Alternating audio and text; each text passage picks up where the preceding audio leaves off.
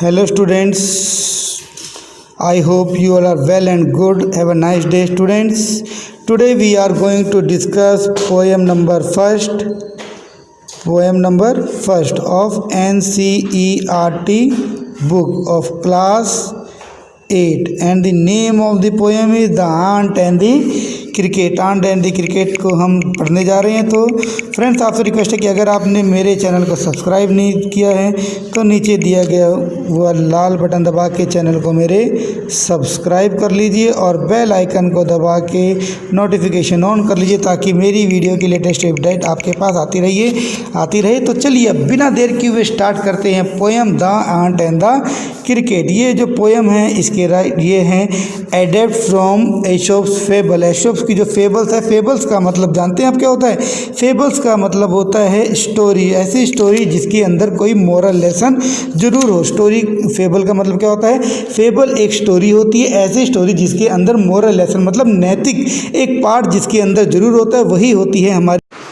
So students, a fable is a story often with an animal as a character that conveys a moral story. एक fable जो है एक moral story होती है जिसके अंदर एनिमल ही कैरेक्टर होते हैं और एनिमल जो हैं अपने जो स्पीच के माध्यम से, अपने कैरेक्टर के माध्यम से एक किसी मोरल को दर्शाते हैं। This poem is about an ant and a cricket contain an idea of far reaching significance. और ये जो हमारी पोएम है आंट एंड द क्रिकेट, इसके अंदर आंट और क्रिकेट मतलब चींटी और झिंगुर कैरेक्टर के रूप में रखे गए जो अपने इस कन्वर्सेशन के माध्यम से बहुत ही महत्वपूर्ण जो संदेश है वो देने जा रहे हैं। Which is as true as 4-legged cricket as of 2-legged one. ये बिल्कुल उतना ही सच है जैसे क्रिकेट जो है, झिंगुर जो है 4 जो पैरों वाला भी होता है और 2 पैरों वाला भी होता है, उतना ही सही है। श्योरली निश्चय ही, you have seen a cricket that has 2 legs। आपने ऐसा क्रिकेट देखा होगा जिसकी कितनी लेग्स होती हैं? 2 legs होती हैं। तो आइए let's begin with the poem ant and the cricket. So हम इसके साथ शुरू करने जा रहे हैं। A silly young cricket accustomed to sing. यहाँ पर देखिए वर्ड आया है अकस्टम। अकस्टम का मतलब आप हैबिट के रूप में भी लगा सकते हैं, हैबिट लगाइए, या उसका मतलब ये वर्क ही है कि वो क्या करता रहता है। A silly young cricket accustomed to sing. एक क्रिकेट यंग है जो हमेशा गाता रहता है through the warm sunny months of gay summer and spring. कब गाता है? गर्म दिनों में। सनी जिस समय सूरज निकला होता है बढ़ चढ़ के, सनी मतलब वार्म मतलब गर्म दिनों में, सनी मतलब सूरज वाले दिनों में, एंड गे समर जब गर्मियों का बड़ा ही अच्छा मौसम और माहौल होता है। क्योंकि ये पोएम हमने पढ़ी कि इंग्लैंड मतलब ये विदेश से है, तो विदेश में जो समर सीज़न है वहाँ का टेम्परेचर भी जितना यहाँ विंटर पे है लगभग उतना ही टेम्परेचर यहाँ पर रहता है। तो मतलब गे मतलब चार्मिंग जिसको बोलते हैं उत्साहवर्धक। तो उस तरह के मौसम में जो है ये गाता रहता है। स्प्रिंग में मतलब बसंत में भी गाता रहता है। मतलब साल में अगर 9 मंथ्स हैं, वार्म सनी स्प्रिंग, इन सब में जो है वो गाने में ही समय जो है वेस्ट करता रहता है। Began to complain when he found that. और वो कंप्लेंट भी करता है। कब कंप्लेंट करता है? जब वो पाता है एट होम घर में अपने हीज कबर्ड वॉज एम्प्टी। उसका कबर्ड का मीन्स यहाँ पर है a place where he store his grains, जगह जहाँ पर वो अपना अनाज स्टोर करता। वॉज एम्प्टी, उसके पास अनाज नहीं है। एंड विंटर वॉज कम, और सर्दी आ गई। अब सर्दी में खाने के लिए कुछ मिलेगा नहीं, बाहर सब कुछ खाली खाली हो गया, बाहर सब बर्फ़ जम गई, बर्फ़ की चादर से जो हुए बाहर आसमान है तो अब उसको कुछ खाने के लिए भी नहीं मिलने वाला है।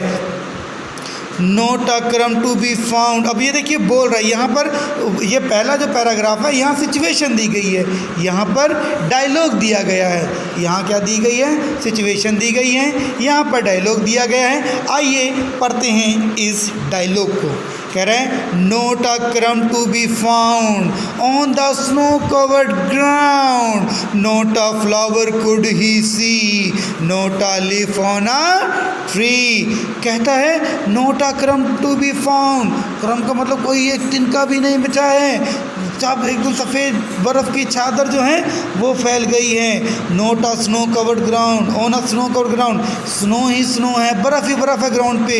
Not a flower could he see, एक भी फूल नहीं उसको दिख रहा। Not a leaf on a tree, पत्तों के, पेड़ के सारे पत्ते भी झड़ गए हैं, उनके ऊपर भी कोई पत्ता नहीं है। Oh what will become, oh what will become said the cricket of me, कहता अब मेरा क्या होगा, क्रिकेट बोलता है। At last by starvation and famine ही में बोल्ड, स्टारवेशन होता भूख से मरना तड़पना, फेमिनाइन मतलब भूखमरी, कहते हैं अंत में भूख से, खाली पेट भूख से गिड़गिड़ाते हुए, मेड हिम बोल्ड, उसको बोल्ड बना दिया। All dripping with weight and all trembling with cold, अब ऊपर से बर्फ़ गिर रही है तो बस टपकते पानी से वो गीला हो गया है।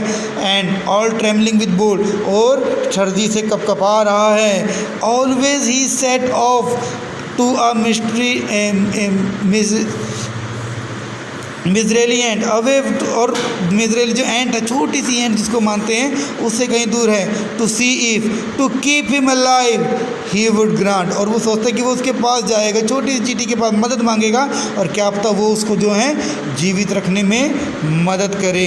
अगर वो उसकी अनुदान दे देगी, उसकी मदद कर देगी, तो ये क्या हो पाएगा, आराम से सफलतापूर्वक अपना जीवन जो है जीवन यापन कर पाएगा।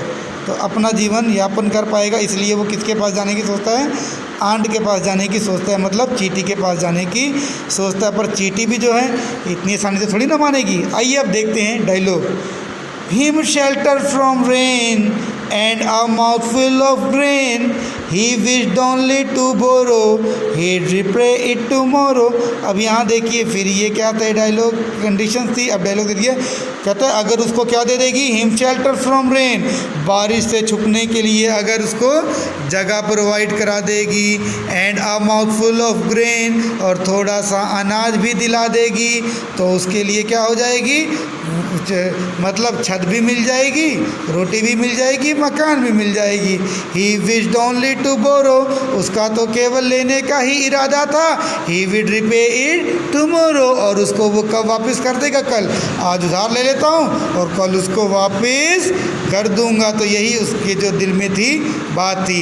If not he must die of starvation and sorrow, पर अगर वो नहीं देगी तो वो भूख से और दुख से उसकी क्या हो जाएगी, मृत्यु हो जाएगी, मौत हो जाएगी। तो यही वो सोचता है। अब देखिए यहाँ पर, देखिए जो ये फिगर आपको दिखाया गया है, देखिए मैं दिखा देता हूँ आपको।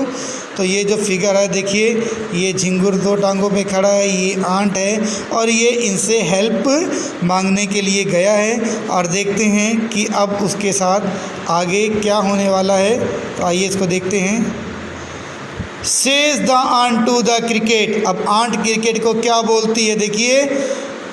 आई am your servant and friend, मैं तुम्हारा सर्वेंट हूँ, मतलब दास हूँ, तुम्हारी नौकर हूँ, एंड फ्रेंड और दोस्त भी हूँ। But we ants never borrow, we ants never lend. देखिए बड़ी ज़रूरी बात कह दी उसने कि वी आर्ट्स नेवर बोरो, ना ही उधार लेते हैं, never lend, we ants never lend, हम चींटियाँ ना ही उधार लेती हैं, हम चींटियाँ ना ही उधार देती हैं। But tell me dear cricket, पर मुझे बताओ dear cricket, did you lay nothing by when the weather was warm, क्या जब मौसम गर्म था, मतलब इसका मतलब कि ज़िंदगी में हमारे क्या होता है कि अच्छा समय आता है, तो अच्छे समय में जो पैसा आपने कमाया उसको खा के और खर्च कर दिया, ये कोई बहादुरी नहीं है, बल्कि हमको पैसा सेव करना चाहिए बुरे समय के लिए। जैसे आज लॉकडाउन लग गए, तो जिसके पास सेविंग का पैसा था उसने अपने पैसे का इस्तेमाल भी किया, साथ के साथ लोगों को उसने पैसा बांट भी दिया।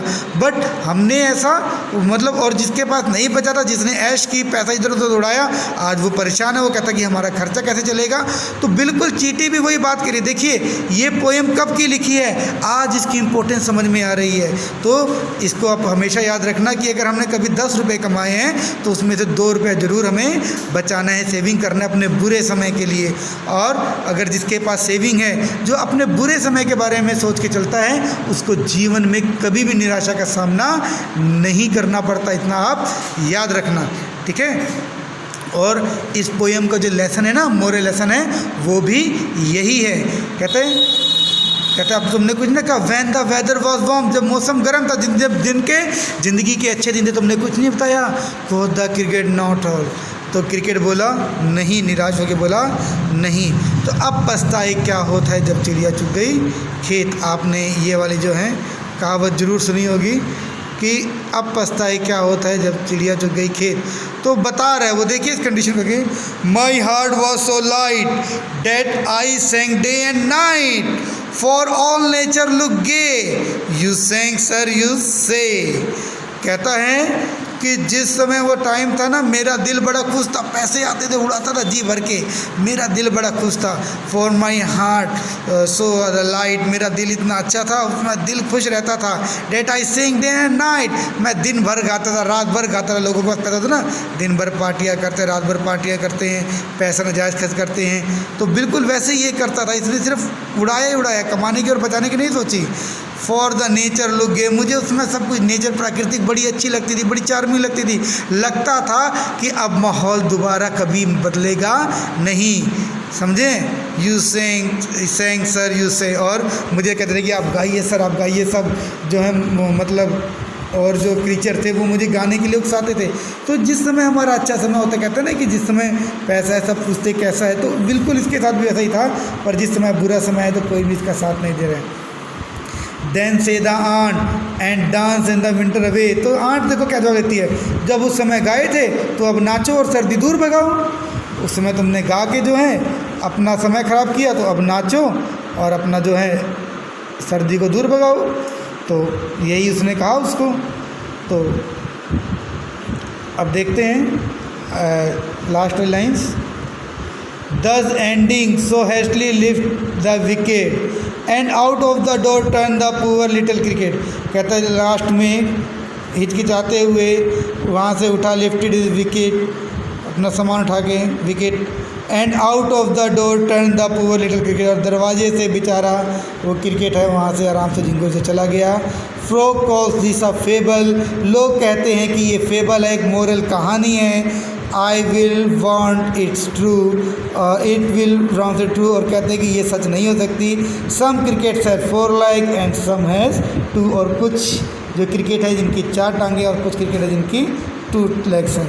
पर बेटा ये पोएम बड़ी अच्छी थी, उसमें एक मोरल स्टोरी भी थी कि हमें अपने बुरे समय के लिए कुछ बचा के जरूर रखना चाहिए। और आप स्टूडेंट्स हैं, आप पैसा नहीं बचा सकते, आपको अपने आने वाले समय के लिए अपना ज्ञान बचाना है, ज्ञान को अर्जित करना है, नॉलेज को बढ़ाना है। तो नॉलेज को बढ़ाना है तो हमको बहुत ही अच्छे से, बहुत मन से पढ़ना है और अपने माँ बाप स्कूल का नाम रोशन करना है। आज इस कठिन परिस्थिति में भी आपके गार्जियंस आपको पढ़ाने के लिए तत्पर हैं, तो देखिए आपका कितना बड़ा सौभाग्य है। वरना हमने सुना है अपने गार्जियन से कि लोगों ने गरीबी और मजबूरी की वजह से पढ़ाई छोड़ दी। आज 3-4 महीने के लॉकडाउन के बाद भी आपके घर वाले इस हिम्मत में हैं कि स्कूल खुल जाएंगे तो हम अपने बच्चे को स्कूल में पढ़ाएंगे, महंगे से महंगे स्कूल में पढ़ाएंगे। तो आपका भी कुछ दायित्व बनता है, उस दायित्व को पूरा कीजिए, माँ बाप के एस्पिरेशन को पूरा कीजिए और मन लगा के पढ़िए। Thank you, bye bye, God bless you.